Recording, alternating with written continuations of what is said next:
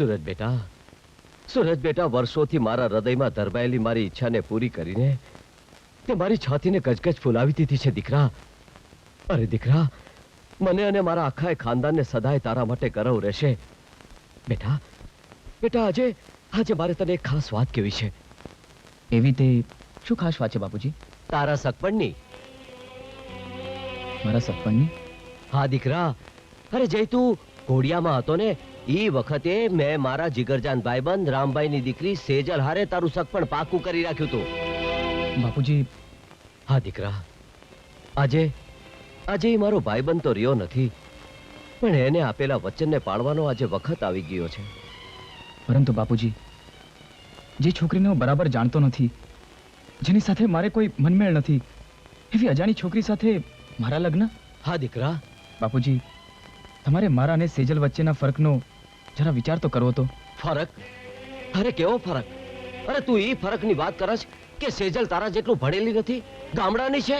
બાપુજી, અરે ઈ નો ભૂલીશ દીકરા કે તારા શહેરના ભણતર કરતા ગામડાની સેજલના સંસ્કારનું ભણતર ઘણું ઊંચું છે. એટલે તમારે મન મારા જીવતરની કોઈ કિંમત નથી? તારા જીવતર કરતા મારે મન મેં આપેલા વેણની કિંમત વધારે છે. અરે એ વાત તો તું જાણે છે ને દીકરા કે તારા આ બાપના વેણ ઉપર આખા મલકના લોકો એના નામના સોગંદ ખાય છે, સોગંદ. તમારી વાત હું બરાબર સમજુ છું બાપુજી, પરંતુ હું લાચાર છું. અરે એવી તો કેવી લાચારી છે સૂરજ કે જે તને સેજલ હારે લગ્ન કરતા રોકી રહી છે. મારા પ્રેમની લાચારી. બીજા કોઈને પ્રેમ કરું છું બાપુજી. શું? હા, એને ભૂલાવી હું સેજલ સાથે લગ્ન ક્યારેય નહીં કરી શકું. તો તું પણ મારી વાત બરાબર સાંભળી લે સૂરજ. મારા જીવતા આ ઘરમાં જો કોઈ વહુ બનીને આવશે તો ઈ માત્ર સેજલ હશે, સેજલ, બીજું કોઈ નહીં, સમજો? એ કદાપી નહીં બની શકે બાપુજી. એટલે તું આપણી ઉજળી આબરૂ પર કીચડ ઉછાળીને તારા બાપનું મોત બગાડવા માંગે છે? અરે મારું વેણ ઠુકરાવીને મારું જીવતર જાહેર કરવા માંગે છે? અરે સૂરજ, આખા મલકના માણસો આ તારા બાપ ઉપર ફિટકાર વરસાવશે, ફિટકાર. અરે આ તારા બાપના નામ ઉપર લોકો થૂકશે. હે ભગવાન, આજે તમને હાથી દેખાડ્યો.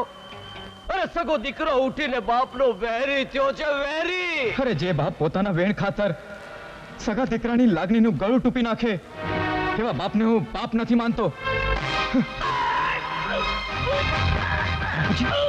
બાપુજી, બાપુજી, બાપુજી. ડોક્ટર સાહેબ, ચિંતા કરવાનું કોઈ કારણ નથી. ઈશ્વરની દયાથી દેવરાજભાઈ બચી ગયા છે. લાભ લઈ લો.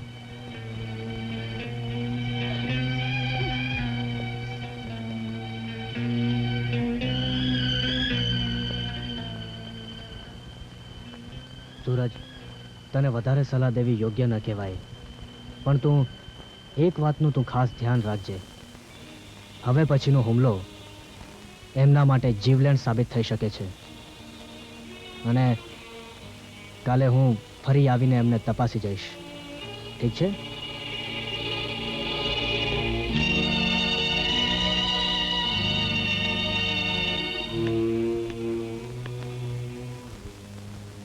મોહિની, તું શું વાત છે સૂરજ?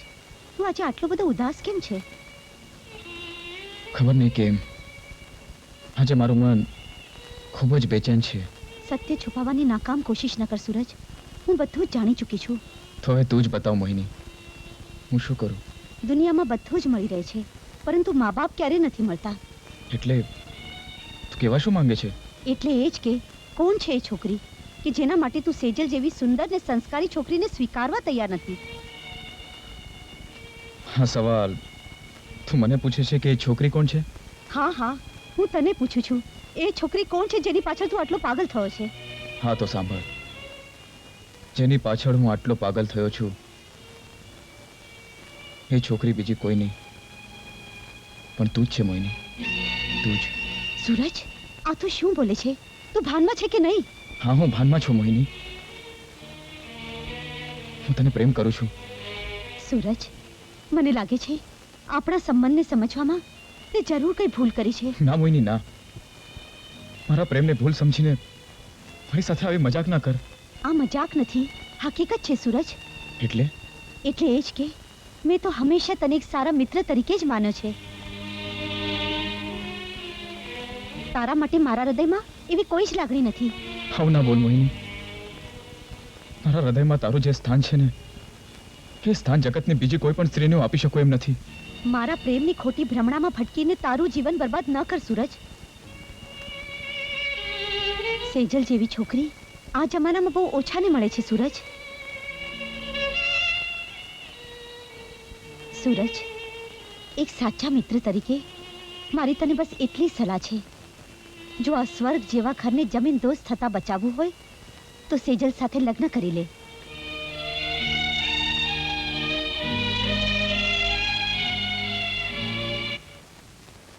તો તું પણ મારી વાત બરાબર સાંભળી લે સૂરજ.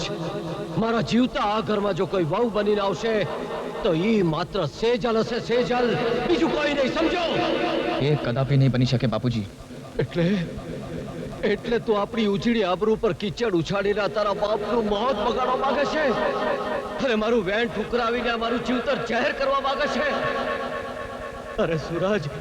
અરે સૂરજ, આખા મલકના માણસો આ તારા બાપ ઉપર ફિટકાર વરસાવશે, ફિટકાર.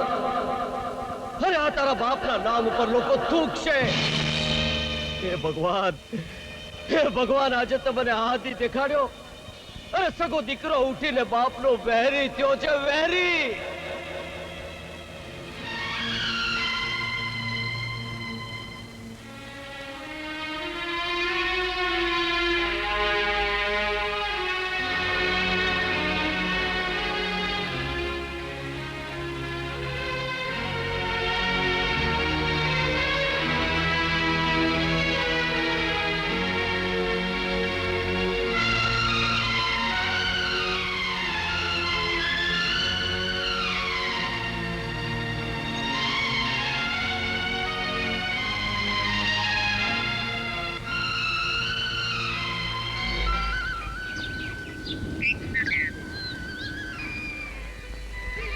લાવ.